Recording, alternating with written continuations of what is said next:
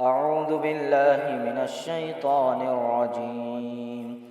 بسم الله الرحمن الرحيم. يا أيها المزمل قم الليل إلا قليلا نصفه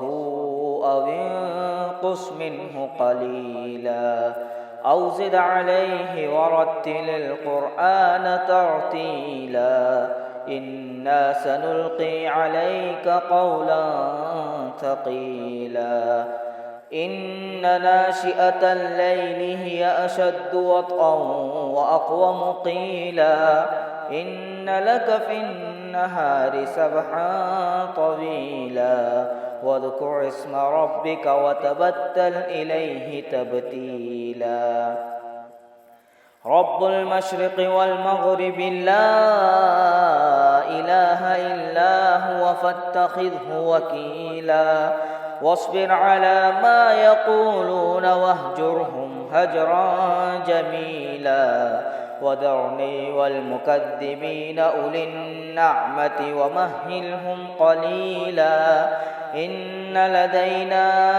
أنكالا وجحيما وطعاما ذا غصة وعذابا أليما يوم ترجف الأرض والجبال وكانت الجبال كثيبا مهيلا إنا أرسلنا إليكم رسولا شاهدا عليكم كما أرسلنا إلى فرعون رسولا فعصى فرعون الرسول فأخذناه أخذا وبيلا فكيف تتقون إن كفرتم يوما يجعل الولدان شيبا السماء منفطر به كان وعده مفعولا إن هذه تذكرة فمن شاء اتخذ إلى ربه سبيلا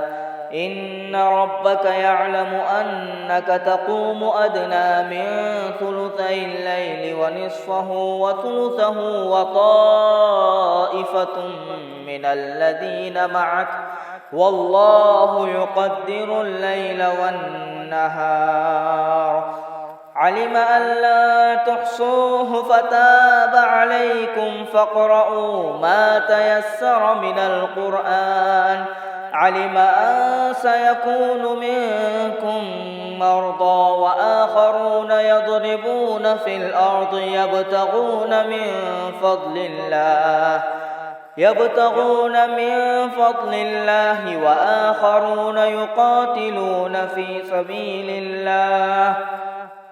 فاقرؤوا ما تيسر منه وأقيموا الصلاة وآتوا الزكاة وأقرضوا الله قرضا حسنا وما تقدموا لأنفسكم من خير تجدوه عند الله هو خيرا وأعظم أجرا واستغفروا الله إن الله غفور رحيم صدق الله العظيم.